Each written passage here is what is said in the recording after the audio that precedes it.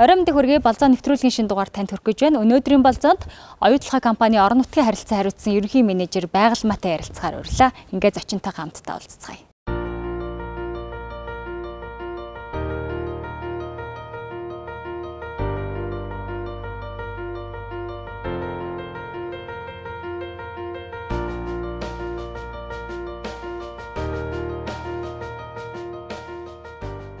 За сайн байна уу та? Сайн байна уу? Нэвтрүүлгийн урилга хүлээж авсан баярлалаа. Сайхан намарч байна уу? Сайхан намарч байна. Өнөөдөр их намрын цөөхөн тохиолдох өдрүүдийн нэг байна. Сайхан нардаг өдөр байна. Баярлалаа. Урилга өгсөнд баярлалаа. Баярлалаа. За та ажил ихтэй байгаа бах. Сүүлийн үед яг ямар ажил дээр гол анхаарлаа цаг заваа төвлөрүүлж ажиллаж байна? Оо, манай ажил ямар дундах штэ. Үргэлж явдаг. Тэгээд сүүлийн сайхан ихт бас уулзалтанд орчод ирлээ. Тэгээ үйлдвэрчний хэвлэлийн байгууллагатай уулзаад ярилцаад манай ойлгооч бас үйлдвэрчний хэвлэл 2011 оноос ажиллаж байгаа шүү дээ. Тэгээ сайхан хамт ажиллагаа гэрээг байгуулсан, хамтынхаа гэрээг байгуулсан. Тэгээд бас ажиллаа ярилцаал ирлээ дээ. За баярлалаа. Цайлангаа ярилцъя.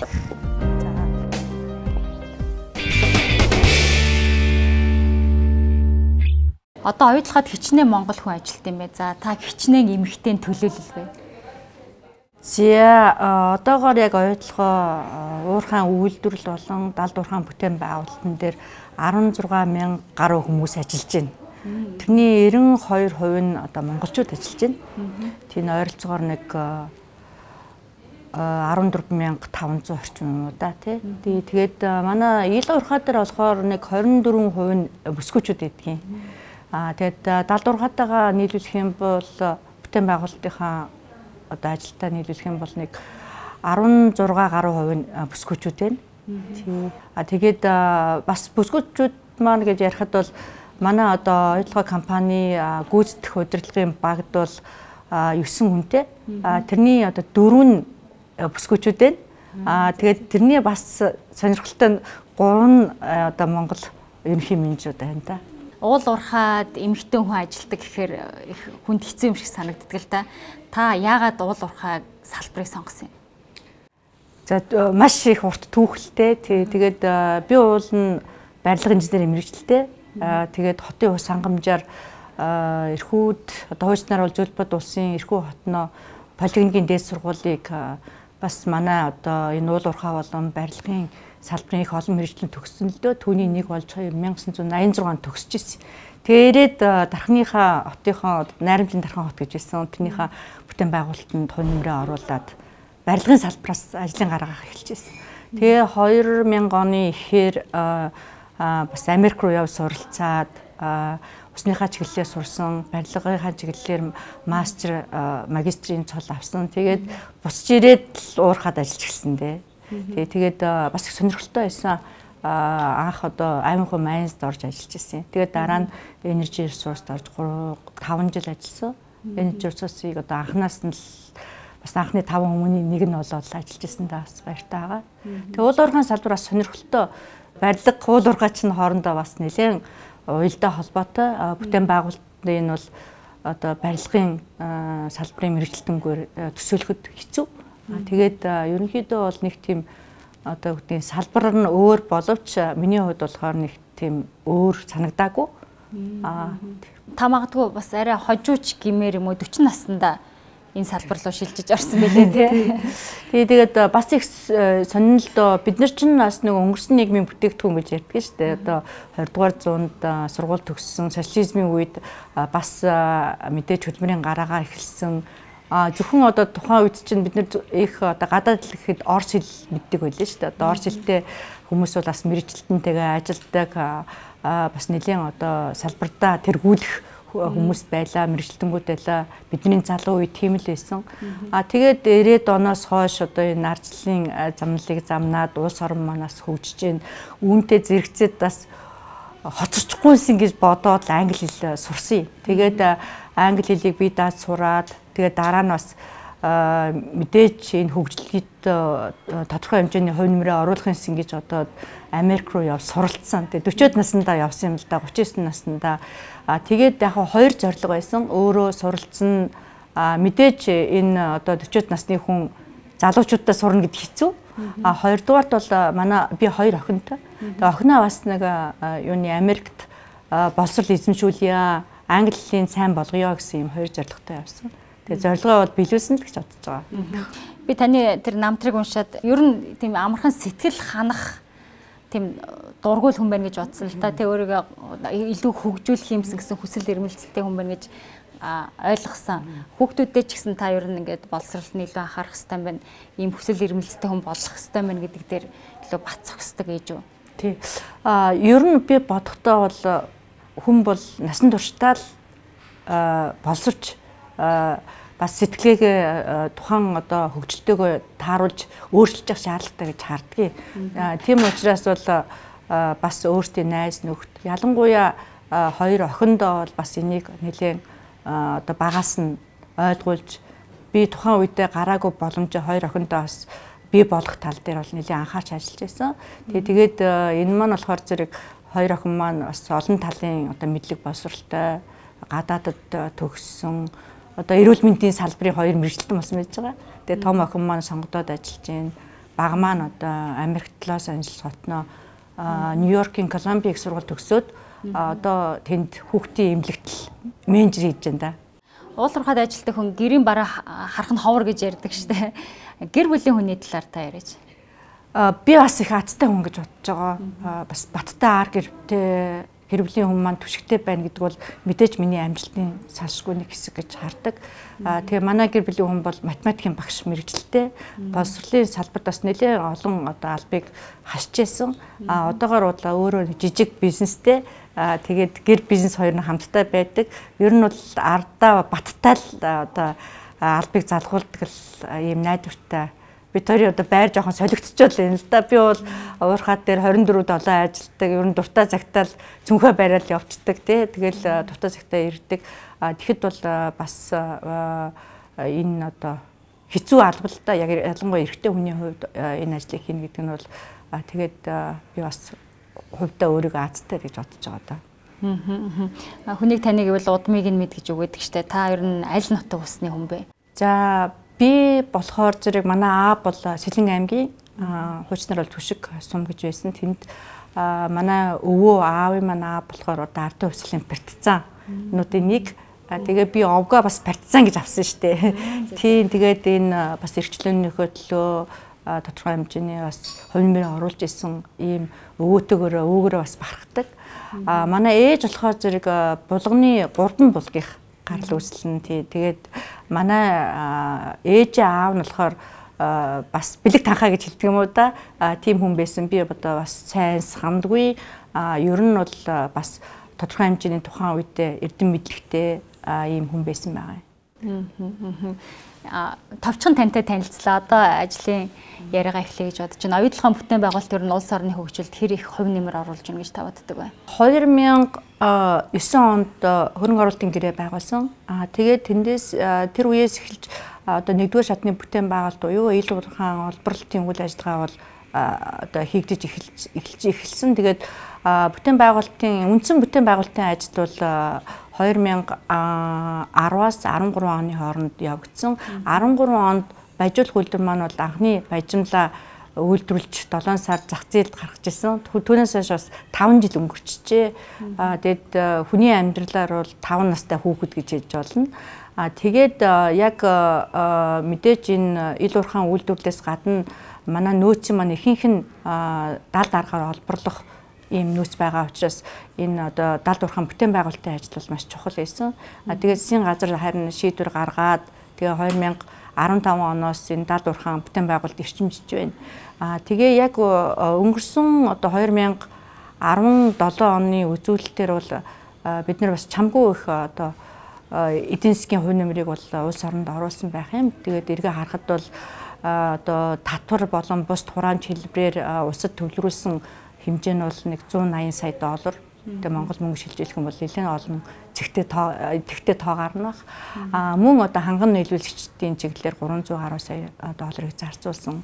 Мөн гүний уулгаан бүтээн байгуулалт холбоотойгоор тэр бумаар нь бол зарсан байна. Тэгээд бас нэг юм тоон үзүүлэлт та бүхэн харсан бах 2017 онд оюулгоогоос Монголын эдийн засагт 2 тэрбум орчим доллар эргэлджээ гэсэн тийм тоо гарсан байж байгаа. Тэгэхээр энэ бол бас чамлахаар тоо биш. Тэгэхээр энэний одоо эдийн засгийн үржигч хувь нөлөө гэж ярьдаг шүү дээ. Тэгэхээр зэрэг манай одоо ойлгоод 700 гаруй яг үндэсний ханган нийлүүлэгч нар ажиллаж байна.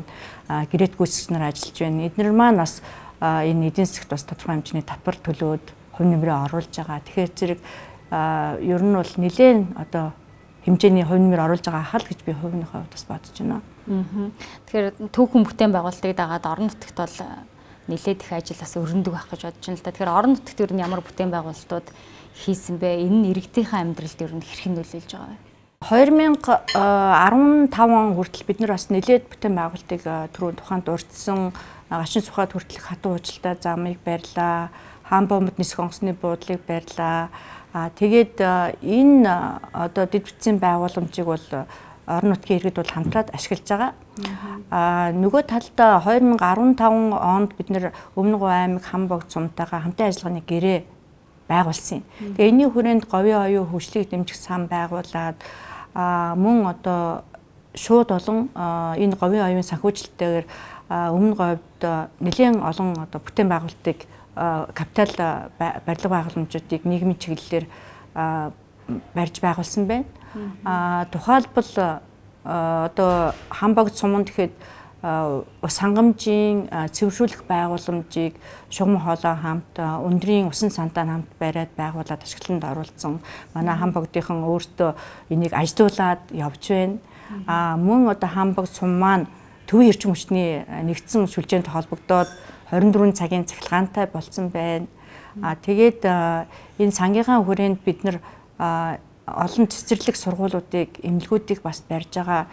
Өнгөрсөн 7 хоногт та сая бас уулзахад асуулаа сүүлийн үеийн мэдээ ямар байна гэд өнгөрсөн 7 хоногийн 3 дахь өдөр Таланцад хотноо 3 дахь цэцэрлэгийг байр дуусгаад ашиглалтанд оруулаад нээлттэй хийчихэд ирлээ. Одоо Хамбогд суманд маань 640 хүүхэд 200 хүүхдийн цэцэрлэг 600 хүүхдийн сургууль одоо баригдаад ашиглалтанд дуудахгүй орох гээд ингэж байж байна. Мөн одоо Хамбогд оюутлогын хоёр маань хатуу уучлалтай замаар холбогдож байна. Ер нь бол Хамбогдын хувьд дэд бүтцийн байгууламж бол иж бүрэн шийдэгдсэн ийм суурин болж хөгжиж байна л гэж бодож байна. Орон нутгийн иргэдээс маш их хүсэлтүүд ирдэг бах тий. Ер нь яг юу хийх шаардлагатай байна, хизээ хаана юу бүтээх шаардлагатай байна гэдгээ ер нь хэрэгцээ шаардлагыг хэрхэн мэдэрдэг юм бэ? За бас их сонио асуулт байна. Мэдээж хүмүүсээс их олон хүсэлт санаа оноонууд ирдэг.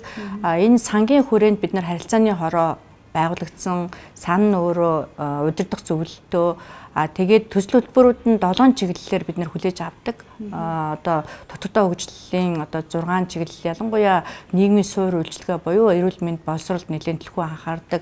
Санаачлагч нь бол өмнө говийн иргэд өмнө говийн одоо хоршоо, төрийн бас байгууллагууд байдаг. Тэгээд өнгөрсөн хугацаанд 78 одоо төсөл хөтөлбөрийг хүлээж авч 37 гаруй тэрбум төгрөгөөр санхүүжүүлж ингэж хэрэгжүүлж байна. Тэгээд үүний дотор хамгийн одоо чухал нь бол дандаа боловсролын чиглэлийн төсөл хөтөлбөрүүд ирдэг. Одоо иргэний боловсрол, хүүхд багцуудын одоо хүмүүжил тэгээд энэ ч бас хэрэгтэй л ах гэж харж байна. Бид нар нэг үндсэн чиглэл бол яг аргагүй байгаль орчны менежмент, усны менежментийн чиглэл байж байгаа. Энэ чиглэлээр бас нэлээд олон төсөл хөтөлбөрүүд ирээд ногооны аж ахуйн чиглэлээр бас ирсэн. Ингээд хамтраад л явж байна да. Малчтаас ер нь ямар хүсэлтүүд хэрдэг вэ? За, малчтаас болохоор зэрэг хамгийн гол хүсэл нь бол мэдээж манай малчт бол эцсийн бүтээгдэхүүн үйлдвэрлээд оюутлогоод ханган нийлүүлэх чин эрмэлзэлтэй байдаг. Тэгээд нэг махны үйлдвэртэй болчих юмсаа л гэсэн тийм хүсэлт байсан. Тэгээд 70 хотноо энэ сангийн болон хувийн хвшилтэй хамтраад одоо мах боловсруулах үйлдвэр энэ жил баригдаж эхлэж байгаа.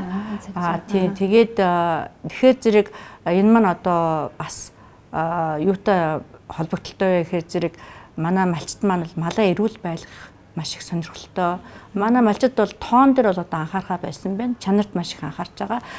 Чанарыг сайн байлгах гэдэг бол эрүүлжүүлэх шаардлага байгаа. Тэгээд энэтэй холбоотой хамбогд суманд бол сум дундын малын эрүүл мэндийн төвийг барьж ашиглалтанд оруулсан. Энэ нь бас одоо шинэ хуулиуд гарсантаа цаг үе давхцсангаар бас онцлог байж байгаа. Тэгээд төрөөс бас мал аж ахуйн чиглэлээр авч байгаа бодлого орчин үед бас нэлээд төгөлдрсөн. Тэгээ үүнтэй холбоотойгоор энэ маань бас нэлээд одоо газар авч сайн явах хаа л гэж бодож байна. Тэгээд манай малчд бол малаа эрүүлжүүлэх бэлчээрийн зөв ашиглалт, усны зөв ашиглалтын дээр бол бас санаачлагуудыг гаргаж бас хамтарч ажиллаж байгаа. Бид нар малчтайгаа хамтраад 2015 онд 3 тал зөвлөл гэж хамбогд дээр байгуулсан байж байгаа. Тэгээд түрүү нөгөө гомдолтой холбоотойгоор 2013 онд манай хэсэг малчид гомдол гаргасан байдгийн. Тэгээ энэ нь болохоор зэрэг олон улсын санхүүгийн корпорацид гаргасан. Тэгээд энэ дээр бас чиглүүлэгч хурж ирээд ингээд эхлээд бид нэр 2013 онд ингээ 2 тал суудаг байлаа. Малчид компани хамтдаа. Тэгээд 15 оноос бол орон нутгийн удирдлагууд орж ирсэн. Тэгээд 2017 оны хавар бид нэр энэ гомдлыг баргадуулах гэрээнд гарын үсэг зураад одоо хамтарч ажиллаж байна. 3 тал маань үүрэг хүлээгээд тэгээ 3 талд маань их сонин зөвлөлтөө энэ маань бол бас талууд нээлттэй байдлаар асуудлыг ширээний ард яаж ярилцах боломжтой юм. Асуудлуудыг хамтдаа яаж шийдэх боломжууд байдгийн гэдгийг бол энэ зөвлөл маань бас харуулж байгаа. Өөрөө маш хатуу дүрмтэй. Бид нэр одоо малчтын төлөөлөл 7 хүн байдгийн баг болгоноос томилогддог, сонгогддог. Тэгээд орон нутгийн удирдлагаас 5 компаниас 5 хүн ингээд суугаад тэгээд малчт маань бас зөвлөгтэй ажилдаг. Тэгээд энэ дүрм журамд бол нэлийн одоо сайн одоо бүх одоо ажлуудыг бол оруулж өгсөн сайн байдал ийм дүрм боловсруулж баталгаажсан. Түрүүн одоо хурал болгоны дараа бид нэр хамтарсан мэдээллийг энэ орон нутгийн сонин бид нар сар болгон хэвлэлтийн тэндээ гаргадаг. Тухайн хурлаар талууд юу ярилцв, ямар шийдэлд хүрүү гэдгийг тэр хамтарсан мэдээлэл дээр гаргаж хэвлэж ингээд бас малчд болон олон нийтэд бас хүргэдэг байж байгаа. Тэгээд энэ эхлэлийн маань одоо open dialogue гэдэг нээлттэй хэлцүүлгийн хэлбэр байгаа юм л да. Тэгээд энэ бусад аймаг сумд бол маш их сонирхож байгаа Монголд. Мөн дэлхийн хэмжээнд бас их сонирхоод байгаа. Тэгээ манай энэ зөвлөлийн гишүүд маань Колумбиад очиж энийг бас хуваалцсан. Маргааныг талууд яаж хамтран шийдвэрлэх боломжтой юм бэ? Тэр хэлбэр нь ямар байж болох юм бэ? Шийдвэрлэдэг тэр механизм нь ямар байж болох юм бэ гэдэг дээр энэ 3 талтыг жишг болгож бас олон улсад одоо өөрсдийнхөө туршлагыг хуваалцсан байж байгаа. Тэгээ саяхан бас энэ улс тамдсан дэд бүтцийн хөгжил бүгд найрамдах хятад улсын одоо санхүүжилттэй нэг бүс нэг зам гэдэг том төсөл хэрэгжиж байгаа шүү дээ. Тэгээ энэний хүрээнд Монгол, Кыргызстан, Тажикстаныг дамжсан одоо дэд бүтцийн хөгжил бүтээн байгуулалт явах гэж байна. Энэ дээр одоо бас энэ иргэдийг энэ бүтээн байгуулалтад оролцуулахад яаж одоо маргааныг шийдвэрлэх үү, хилцлийг бий болгох үү, хамтарч яаж энэ одоо асуудал үүсгүүл шийдэх үү гэдгийг энэ манай 3 талтыг жишээ болгоод явж байгаа юм. Би бүр гайхлаа нэг тэр нөгөө урагдаад одоо тэр төслийнх нь эхлэж байгаа тийм уулзалт байсан юм байна л да. Тэгээд энэ болохоор Английн засгийн газар санхүүжилттэй Оксфордын судлаач нар судалгаа хийх юм байна л да. Энэ дээр нь тийм тэгээд ингээд бүр нэр нь болохоор говийн одоо ийм хөтөлбөр гэдэг framework, Gobi framework гэдэг гаргацсан. Тэгээд би эргээд бас манай менежер 3 талт дээр ярьж байгаа. За бид нар хоорондоо ингээ ширээний ард ингээ ярилцаад байдаг. Цаан чин тамины бид нар жишээ болоод байгаа юм байна гэсэн. Гэхдээ ер нь бол асуудлыг бол ширээний ард суугаад нээлттэй хилцэхэд бол маш чухал байдаг юм байна. Тэгээд талуудыг бас оролцоог бүрэн хангах бас хэрэгтэй байж гэн. Төлөөллийг зөв бий болгох шаардлага бас байдаг юм байна гэж харж байгаа. Малчтыг төлөөлж байгаа малчт маань хэр ажил хэрэгж байна? Ер нь бол гайгүй штэ. Энэ дүрм журмынхаа дагуу нэлээд сайн ажил хэрэгж малчтаа эргээд мэдээллийг зөв хүргэдэг. Эргээд малчтаасаа бас мэдээлэл аваад 3 талтаа ярьдаг. Мэдээж сайжруулах юмнууд байж лээ. Гэхдээ би бол бас гайгүй амжилттай урьдчилж байна. Би үүнээсээ суралцж байна. Яагад бол энэ open dialogue хэлбэрийн ялангуяа энэ хилцүүлэг ширээний ард нээлттэй ярьдаг ийм механизм маань бас өөрөө ардчлалын шинж маягтай болохоор зэрэг хэдийгээр одоо хүндрэлүүд, сорилтууд байгаа боловч хашгирна, инээлдэн, уурлан янз бүрийн эмоц гарна шүү дээ. Гэхдээ бол ямар ч тач бид нар хамтраад мэдгдэл гаргаад тэр хурлыг дуусгаж байгаа. Тэрнгээрээ бол бид нэр онцлог түнш байж чадчихээн, хамтарч чадчихээн. Тэгээд биенээсээ суралцаад сайжраад явна хаа гэж харж байгаа шүү дээ. За би бас буруу ярьж магадгүй зүгээр төсөөлөхөд зүгээр анх ажилд орё ч гэдэг юм уу те. Эсвэл одоо үйлдвэр уурхаг дагсан, шороо тоос их буужгинж вэ ч гэдэг юм уу. Тиймэрхүү гомдол санал хүсэлтүүдийг хэрдэг байсан байж магадгүй. Одоо зүгээр иргэд болоод нийгэм орон нутгийн харилцаанд шинээр үүсэж байгаа асуудлууд, шинээр тавьж байгаа хүсэлтүүд ер нь байдгүй.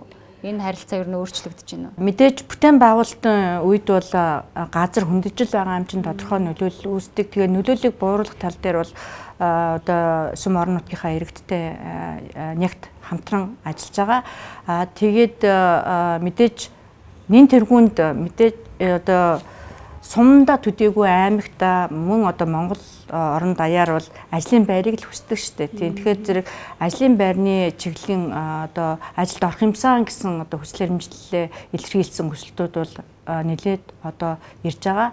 Мөн ханган нийлүүлэлтийн чиглэлээр ирж байгаа. Тэгээд энэ хамтын ажиллагааны гэрээний хүрээнд бид нар бас гэрээг хэрэгжүүлэх чиглэлээр хамтарсан ажлын хэсгүүдийг бол зохион байгуулсан.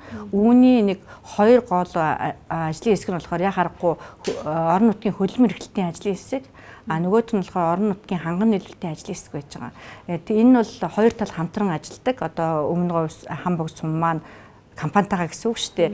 Тэгээд эрэл зэрэгцээгээ тодорхойлоод өөрсдийн бололцоо нөөцөө тодорхойлоод энэ чиглэлээр яаж хамтарч ажиллах уу? Ялангуяа хүний нөөцийн чиглэл бол маш одоо шууд хүн ажилд ороход бол бас өөрөө хувь бие бэлтгэх хэрэгтэй, мөн одоо суралцах хэрэгтэй. Тэгэхээр энэ чиглэлээр бол бас ажил бэлтгэх, мөн дадлагжуулах,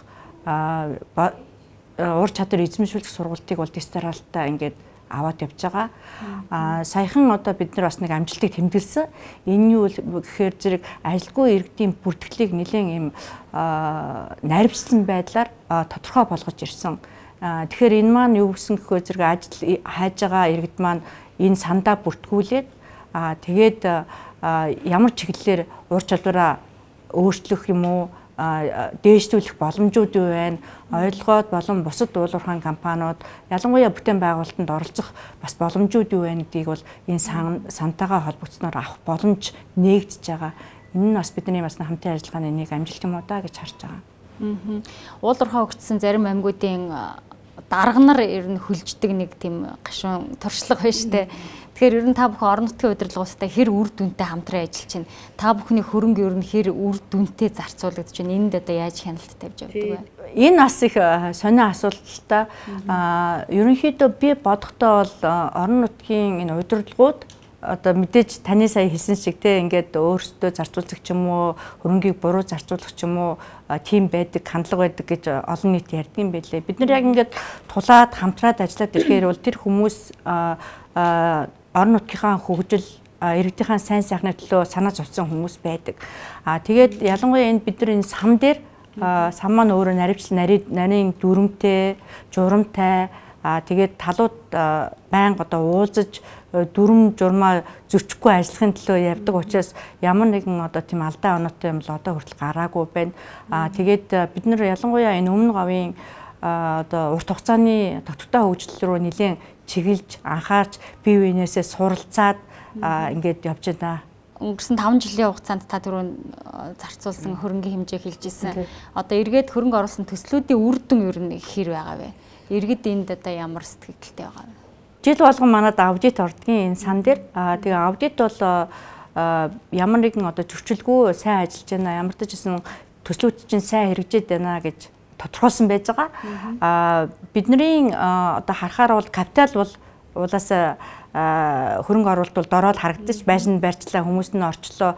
Анх одоо барьсан 25 26 дугаар цэцэрлэг Өмнө Говь аймгийн 70 дотноо байгаа нэг нь гэр хороолд баригдсан. Нэг нь болохоор шинэ одоо хөгжлийн бүст баригдсан байж байгаа. Тэр маань одоо хүүхдийн дуу хоолойгоор дүүрэн ийм сайхан цэцэрлэг болол явж байна да. Тэгээд шууд бус байдлаар бид нэр бас нэлээд олон ажлын байруудыг бий болгож бас боломжийг олгож явж байгаа. Доктортой хөгжил бол мэдээж хүний хөгжилд чиглэсэн одоо хөтөлбөрүүд байдаг. Энэ оноос эхлээд бид нэр эрүүл мэндийн чиглэлээр бусд одоо мэрэгчсэн байгууллагатай хамтарч ажиллаж байна. Ялангуяа нэгдсэн үндэсний байгууллагууд, нэгдсэн үндэсний чиглэлийн агентлагуудтай ялангуяа хүн амын сантай нэлээсээ хамтарч ажиллаж байгаа. Дэлхийн эрүүл мэндийн байгууллагатай хамтарч байна.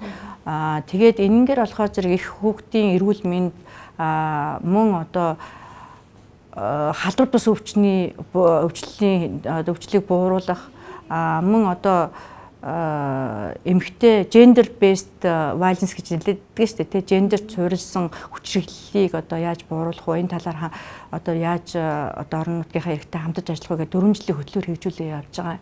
Энэ бол эргүүлээл нөгөө сэтгэлгээний өөрчлөлт, хандлагыг өөрчлөх ийм хөтөлбөрүүд байж байгаа. Үр дүн нь бол яг өнөө маргааштайгаа хардггүй.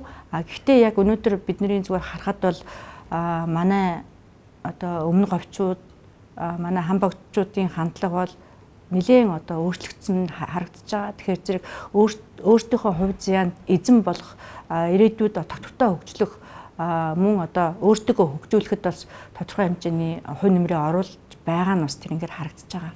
Та орон нутгийн харилцаа хариуцсан ерөнхий менежер одоо сая дурдсан ажлуудыг та ер нь гардан удирдан зохион байгуулж ажилласан гэж ойлгоод байна л да. Тэгэхээр хувь хүнийхээ хувьд энэ бас их гоё сэтгэл төрүүлдэг ажил байх тийм үү? Эх орондоо үлдэх энэ сайхан олон зүйлүүдийг хийж өгнө гэдэг бол хувь хүний хувьд бас их сайхан сэтгэл төрүүлдэг байх. Ер нь энэ нийгмийн сайн сайхан байлгахын төлөө хувь хүнийхээ хувьд ер нь та хэрхэн оролцоотой байдаг гэж өөрийгөө бодож байна. За сүүлийн 10 гаруй жил ингээд Өмнө Говьдоо тодорхой хэмжээгээр бүтээн байгуулалт хийгээд Өмнө Говьынхаа иргэдтэй ингээд хамтраад ажиллаад ирсэн байна. Тэгээд энэ бол нэн тэргуунд би мэдээч ийм боломж олгосон Өмнө Говьчуудаа маш их баярлж байгаа. Нөгөө тал дээр ингээд ирээдүйд нэгэн зорилгын доор ингээд хамтраад ажиллаад хувь нэмрээ оруулаад ирээдүйн одоо үр хүүхдийнхаа төлөө санаа зовоод ингээд ажиллаж байгаад нь бас би баяртай байгаа. Манай багийн хувьд орон нутгийн харилцааны баг ямар ч гэсэн компани ч гэсэн ер нь бол юуныг бизнес болон орон нутгийн иргэдийн хооронд гүүр болж ажиллаж байдаг. Тэгээд энэ чиглэлээр бол бид нэр бас яг монгол хүмүүсийнхээ хувьд тодорхой хэмжээний хүний хөгжилд монголчуудынхаа хөгжилд бас хувь нэмрээ оруулж байгаа бах гэж бодож байна. Тэгээд энэнгээр би бахархаж байгаа. Нөгөө талаараа бид нар бас залуучуудыг хөгжүүлэх тал дээр бас нэлээд түлхүү анхаач хөтөлбөрүүдийг хэрэгжүүлдэг. Хамбогдын залуучуудын хөгжлийн хөтөлбөр гэдэг одоо 4 жилдээ явж байгаа 15-аас 35 насны хооронд бас энэ залуучуудаа би өөрийнхөө бас амьдралын туршлагаа хуваалцдаг. Би яагаад өдөө хүрээд ийм одоо дэлхийн хэмжээний компанид бас нэг ерөнхий менежерийн албыг хасж байгаа. Энэ бол санамсаргүй биш ээ. Хүн одоо хүсэх юм бол, хүн мэрийнх юм бол, хүн тэмүүлэлтэй байх юм бол хүрхгүй юм гэж бол байхгүй юм байна. Миний хүүхдүүд одоо бас ирээдүйдээ хинч байх магадaltaй. Тийм учраас одооноос та нар их олон юмыг сурж ялангуяа энэ мэдлэгийн орчин гэдэг чинь мэдээллийн орчин гэдэг чинь маш их хөгжсөн байна шүү дээ. Тэгэхээр зэрэг энэ дээр бол боломж маш их байна. Боломжоо дүүрэн ашиглаарай л гэж тэлтэйгаа бас ярилцдаг юм да. Тэгэхээр таны ажил зүгээр нэг ажил биш, илүү сэтгэл шаардсан тийм ажил байгаа даа тий. Тийм дээ. Одоо тэгээд зарим үед бас хатуу үг хэлэх үг гарна. Тийм тэгээд бас хэлдэг юм да. Ялангуяа одоо өнөөдрийн өөхнөөс маргаашийн уушигтэр гэж монголчууд маань ярьдаг штэ. Тийм тэгэхээр зэрэг бид нар бас аль хоор ирээдүйг чиглүүлж те өнөөдөр байгаа сорилтуудыг яаж хамтдаа даван туулах уу, яаж бэлэнчлэх сэтгэлгээг байхгүй болгох тал дээр бас нэлээд заримдаа хатуу үг хэлчихнэ. Гэхдээ манай малчид бол энийг бас эргээр хүлээж авдагт нь би баяртай байж байгаа. Ер нь бол уурхаагаас хамааралгүй ийм хөгжлийг бий болгохын төлөө бас баг багаар л энэ өмнө 30-уудтайгаа хамтраад сүүлийн 10 жилийг зарцууллаа да. Тэгэхээр нийгмийн нэг ойлголт байдаг штэ оюу толгойг жишээлбэл дагаад Эрдэнэт шиг хот босох ёстой ч гэдэг юм уу те. Тэгэхээр олон улсын жишгийг харахаар бас заавал уурхаад дагаад хот барина гэсэн нэг тийм тогтсон зүйл алга те. Тэгэхээр энэ тал дээр та ямар байр суурьтай байдгийг бодлоо л гэж. Эрдэнэт маань болохоор социализмын үед бүтээн байгуулагдсан. Ер нь бол манай хойд хөршийнхэн бол уурхаа байгуулахдаа нэм тэргуунд хот байгуулдаг. Тэгээд уурхаа нь хаагдахаар нөгөө хот нь эзэнгүй болоод үлддэг. Тийм тэгэхээр зэрэг одоо гадаадын тантай яг хэлсэнтэй саналдаг байна. Яг доктортой хөгжлийн үзэл баримтлалаар бол уурхаа өөрөөсөө хамааралтай ямар нэгэн хөгжлийг бий болгох ёсгүй гэж л үздэг юм л та. Тэгээд бид нэр одоо шууд хөгжлийг хамааралгүй хөгжлийг бий болгоно гэд орон нутгийн иргэдтэйгээ хамтарч ажиллахгүй гэсэн үг биш. Миний бодлоор бол бид нэр хамтдаа л хөгжиж гэж бодож байгаа. Тийм ч учраас оюу толгой компани зүгээс эндэд бүтцүүдийг одоо байгуулсан хамбогдод тэгээд яванда мэдээж энэ маань суурин болно хөгжин одоогоор нэг 1500 гаруй хүмүүс оюу толгойд ажиллаж байна хамбогдоос. Тэгэхээр зэрэг энийг дагаж бол хөгжил бий болно л гэж харж байгаа. Тэгээд энэ хамааралгүй байлгана гэдэг маань би түрүү хэлсэн байж байгаа. Одоо л ус хангамжийн тэр ус дэвшүүлэх барилга байгууламжийн системийн маань болохоор орон нутгийнхаа аваад явж штэ. Эрдэнэтэд гэхээр зэрэг Эрдэнэт үйлдвэр маань өөрөө бүх юмыг хариуцж явдаг штэ тий. Тэгэхээр Эрдэнэт хагдаал бол Эрдэнэт хот маань бас жоохон асуудалд орхол байх л та. Тэгэхээр зэрэг бид нар бага ч гэсэн энэ хүмүүсийг чадваржуулаад жоохон түлхэц өгөөд хөшүүрэг өгөөд явчих юм бол хамтдаа хөгжих боломж бол байна л гэж харж байгаа. Оюутгад хичнээн Монгол залуу ажиллаж байгаа гэлээ та дөрөв. За 92.5% 16 мянган. Тийм тэгэхээр нэг 14.5 мянга авсан юм да тий. За эдгээр залуусаа илүү сайн чадварлаг ажилтан болох гэдэг ер нь уурхайн зүгээс яаж анхаардаг юм бол тухайлбал бас байнгын шүүмжлэл дагадаг асуудал байдаг шүү дээ.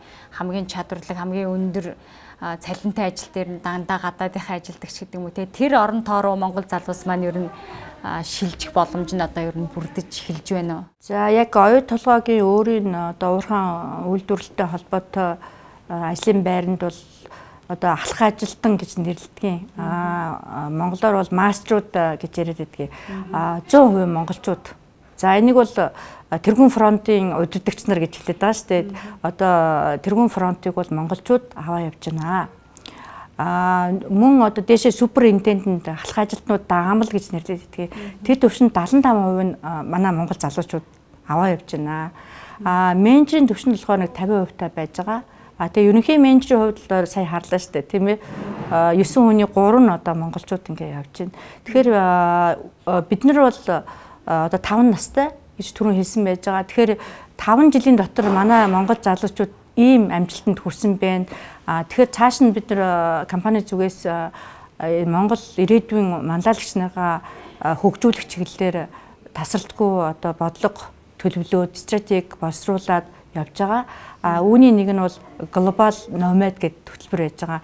Тэгэхээр глобал номадын учир нь юу юм бэ гэхээр зэрэг Риотинто компани дэлхийн олон улс оронд одоо үйлдвэрлэлээ үйл ажиллагаа явуулдаг бизнесийн нэгжүүдтэй. Тэгэхээр Монголын ирээдүйн удирдагч ялангуяа оюу толгойн одоо ирээдүйн манлайлагч нарыг бол тийш нь явуулж туршлага судлуулж одоо тэнд суралцуулж байна да. Тэгээд хамгийн багадаа 3 сар хамгийн уртдаа 2 жилийн хугацаатай бол явж байгаа. Тэгээ одоо яг энэ глобал номод 40 ийм залуучууд жилдэг эрэгтэй эмэгтэй залуучууд хамрагдчихад явж байна. Тэгээд мөн одоо дотроо бид нар бол бас хөгжиж дэвших боломжийг олгосон олон одоо сургалтууд байж байгаа. Би бас нөгөө талдаа боддгийг хүмүүс нөгөө нэг хөгжүүлнэ гэхээр ингээд хөдөлгөөн гаргаад ингээд хүнийг ингээд сурахыг яриад байгаа. Одоо яг далд уурхайн бүтээн байгуулалтын дээр бол 3 онцлог тийм үнж баршгүй ийм одоо туршлагыг бол Риотинто манай монгол залуучууд эзэмшүүлж байна. Энэ юу вэ гэхээр зэрэг нэгдүгээр хөдөлмөрийн аюулгүй байдал. Тэгэхээр энэ дээр оюу толгойн бүтээн байгуулалтанд ажиллаж байгаа, оюу толгойн үйлдвэрлэл дээр ажиллаж байгаа монгол компаниуд маань гэрээт гүйцэгч нарын маань ажилчид бол энэ хөдөлмөрийн аюулгүй байдалд бол одоо маш сайн суралцж байгаа. Ингээд суралцсанараа эргүүлээд Монгол улсынхаа бүтээн байгуулалтанд ажиллахад одоо хүний амь нас эндэхээс сэргээлсэн, ялангуяа эрсдлийн менежментийг зөв нэвтрүүлсэн, хөдөлмөрийн аюулгүй байдал, хүний аюулгүй байдлыг нэлээд дээдлсэн ийм сайхан одоо соёлд сурж байна. Хоёрд нь болохоор зэрэг энэ уурхай нэвтрэлтийн ажил байгаа. Би тэнд ороод ингээ харахаар зэрэг үнэхээр энэ манай Монгол шижиг залуучууд энэ газар доор ингээд урт хэдэн километр түнэл татаа явж штэ. Тэгэхээр би энэ залуучууд бол энэ технологиг эзэмшснээр энэ ур чадварыг эзэмшснээр Улаанбаатар хотод мөнхөн метро байгуулах боломжтой болчихж байгаа байхгүй юу. Тэгэхээр энийг бол бас хэрвээ үнэлэх юм бол үнэлж баршгүй штэ. Тэгэхээр энэ бол бас том хөрөнгө оруулалт гэж харж байгаа. Яг хүний хөгжилтөнд зориулсан. Нөгөө талдаа энэ 3 дахь хүчин зүйл нь болохоор зэрэг энэ технологи байж байгаа. Манай одоо гүний уурхай ашиглалтанд орсноороо дэлхийд 3 дахь том эмчсийн уурхай болно. Алцсээрээ үүсэх юм бол 2 дахь том уурхай болох байхгүй. Тэгэхээр энийг ингээд гүний аргаар олборлоод явна гэдэг маань одооноос бид нар бас тэр үйлдвэрлэлд ажиллах шинэ аргыг эзэмших юм залуучуудыг бас сургаад явж байгаа. Австралид сэтгүүлчид нөгөө туршлага судалж явж байгаа Риотентегийн уурхай дээр ажиллаж байгаа монгол залуустай таарчлээсэн л та. Сайхан санагдчихсэн л та. Тий, одоо тэгээд ингээд үйлдвэр дээр монголчууд гадныхан холилдсон ийм өөр соёлтой хүмүүсийг нэгэн дээвэр дор нэгтгэж ажилуулах хэрэг бэрхшээлтэй байдаг байна. Манайд чинь их одоо ажилчдын өөрсдийнх нь санаачлал үүсгэл санаачлалын байгууллагууд нэлээд олон байна шүү дээ. Энийн нэг нь одоо энэ соёлын ялгаа олон талт байдлыг одоо нийлүүлэх хамтарч ийм эвсэг сайхан оюу толгой гэдэг том гэр бүлийг одоо оюу толгоос үзлийг бий болгох чиглэлээр манай залуучууд санаачлаад ийм жижигхэн клуб байгуулсан байж байгаа. Яг өнөөдрийн байдлаар тэр 42 орны өндөр мэрэгчлэнгүүд ирж энэ үйлдвэр дээр ажиллаж штэ. Тэгэхээр зэрэг 42 орн дээр нь нэмээд Монгол гээд энэ соёлын ялгаа бол маш ялгаатай. Гэхдээ тэн дээр оюу толгой гэдэг тийм том гэр бүлийн гишүүн болж нэгэн дээврийн дор амьдарч байгаа. Тэн дээр бол ямар нэгэн ялгаа бол харахгүй хамтраад одоо ажиллаад амьдралаад хөдөлмөлөөд ингээ явж байна да. Тэгээд гадаадуудаа ирэхэд бид нар Монголын соёлыг танилцуулах юм зааварчилгаа явуулдаг, сургалт бас зохион байгуулдаг. Тэгээд манай бас их сонио би одоо бас ингээ ойлгоход ирээд ингээ тарахад манай гадаадууд Монголын соёлыг маш их хүндэтгдэг. Тэгээд Монголын ялангуяа наадам цагаан сараар бүгдөө сайхан Монгол дээл өмснө. Манай одоо том удирдлагууд, ерөнхий менежер, захирлууд маань гэтээ монгол хэлний багштай гэр бүлээрээ монгол хэл сурдаг. Тэгэхээр зэрэг ийм сайхан халуун уур амьсгалд бол бас ялгаа байхын аргагүй л гэж би бодож байгаа. Тэгэхээр нэгэн тантай уулзсандах энэ өрсөлдөх чадварын тухай бас яриулъя гэж бодсон л да. Зүгээр улсынхаа хэмжээнд аваад үзвэл зарим судалгаагаар Монгол улс өрсөлдөх чадвараар их хойно бичигддэг шүү дээ, тий. Тэгэхээр бид нар ер нь хэрхэн өрсөлдөх чадвараа нэмэгдүүлэх юм, тий, яаж дэлхийд өрсөлдөх юм талаар та бодлоо авалцаж. Би их сонирн баримт яриа л да. Тэгээд говийн оюу сангаас энэ 3 жилийн стратеги төлөвлөгөөгөө босруулах гад хилцүүлэг зохион байгуулсан өнгөрсөн жил 2017 онд. Тэгээд ялангуяа энэ бизнесийн хөгжлийн чиглэлээр ингээ хилцүүлэг хийгээд тоглоом тоглосон багш нь хэлжсэн. За манай энэ монголчууд одоо өөрийнх нь энэ нүүдлийнх нь соёл иргэншилтэй холбоотой муу багаар ажиллах ур чадвар маш муу юм аа. Нэгдүгээр, хоёрдугаар тоглоомд одоо хийгээд бизнес нь банкнаас зээл аваад ингээл тэрнгээрээ жижиг бизнес эхлээл ингэдэг тоглоом юм байна л да. Тэгсэн чинь яасан гэсэн чинь багаар ажиллаж чадаагүй, бие биендээ итгэж чаддгүй, өөр нэг юм нь болохоор зэрэг ашигын төлөө их хөөжилдөг юм байна гэж байгаа. Гинт их ашиг авах сонирхолтой ийм одоо 3 юм гаргаж ирлээ. Тэгээд тэр багш өөрөө энэ удирдлагын академийн багш л да. Тэгээд энэ бол зөвхөн одоо өмнө говь төдийгүй би их олон газар ийм сургалтууд зохион байгуулсан нийтлэг төрх харагдаад байна гэд. Тэгээд энэ чиглэлээр нь сайжруулах чиглэлээр хамтарч ажиллая гэдээ одоо бид нар бизнесийн хөгжлийн төвүүд байгуулад энэ сул талын сайжруулах, ялангуяа өрсөлдөх чадварыг сайжруулах тал дээр бол анхаарч ажиллая гэд ингээд хөтөлбөр эхлүүлээ явж байгаа. Бас нэг жишээ байж байгаа. Бид нэр компани зүгээс өмнө говийн Хамбогд, Манлай, Баян аваа сумд ийм ногоо тарьдаг хүлэмжийн аж ахуйг эхлүүлсэн. Тэгээд хүлэмжээр ургуулсан өргөс хэмэх улаан лойл, таравсуудыг авч одоо оюутлогоо удирдлын чанартай штэ авч одоо хоол хүнсэндээ хэрэгэлдэг. Эхлээд бол 3 сум маань ерөөсө хоорондоо өрсөлдөөд нэг гэрэн дээр орохгүй гуруула гэрээ байгуулна гэсэн. Тэгээ гуруула гэрээ байгуулад оронгуудаа нөө ижид төрлийн бүтээгдэхүүн байгаа шүү дээ. Тийм, үнэ унгаж өрсөлдсөн. Тэгээд бид нэр очиж ярьсан л та. За та нар ингэх хэрэг байгаа мó? Бид нар та нарт зөвлөсөн. Нэг гэрээнд дор хамтраад уулна нийлүүлвэл хэрэгтэй штэ гэдгсэн. Тэгээ хүн чинь нөгөө өөрөө биеэрээ мэдэрч туршиж үзчихэж л зовлон ойлгодог юм байна. Тэгээд өнгөрсөн жилээс хам богд гэрээтэй хам богдынхон тэр хошооны дор гэрээний дор нөгөө 2 сум маань ногоогоо нийлүүлж байгаа. Тэгэхээр одоо маш их өөр өгөөжтэй хамтарч ажиллаж байна гэсэн шүү дээ тий. Тэгэхээр зэрэг ер нь бол энэ жижиг бизнесүүд ялангуяа олон улсын давцанд Монголын бизнесүүд гарахын тулд ялгарах хэрэгтэй. Хоорондоо бас шудраг өрсөлдөх хэрэгтэй. Тэгээд ер нь бол олон улсын зах дээр бол нэг цонхны бодлого байвал зүгээр юм уу гэж би хувьдаа боддөг шүү дээ. Одоо шил ноолуурын бүтээгдэхүүн гээд Монголын ноолуурын бүтээгдэхүүн үйлдвэрлэдэг компани болгон олон улсын зах дээр очиод хоорондоо өрсөлдөд байвал ямар вүлээ те. Уул нэг менежментийн нэг компанитай тэрнгээрээ дамжаад бүтээгдэхүүнээ борлуулдаг бол энэ чинь Монгол улсын нэр хүнд шүү дээ те. Гэхмэчлэнгийн бас ингээд багаар хөгжиж гэнэ. Манай улс бол нэлээд сайн хөгжиж байгаа. Өрсөлдөх чадвар нь бол жилээс жилд бас муудаагүй гэж харж байгаа. Гэхдээ энийг бол бас тодорхой хэмжээний бодлого зохицуулах нөгөө бизнесүүд нь бас ойлгох хэрэг байгаа гэж харж байгаа. Энэ бол цаг хугацааны л асуудал. Би бас таныг цаг үеэсээ хоцрохгүй тулд өөрийгөө хөгжүүлэл боловсруулаад яваад байгаа ах гэж бодоод энэ та таг өөрийгөө хөгжүүлэхэд одоо хэрхэн анхаарч байна. Тэгээ бас их сонио асуулт байна л да. Би одоо энэ эрхчил бол бас нөгөө насны одоо тэтгэвртэй сууйгээ бодоод байгаа. Гэхдээ бас нэг өөр мэрэгжил эзэмшдэг юм уу гэж бодоод байгаа шүү дээ.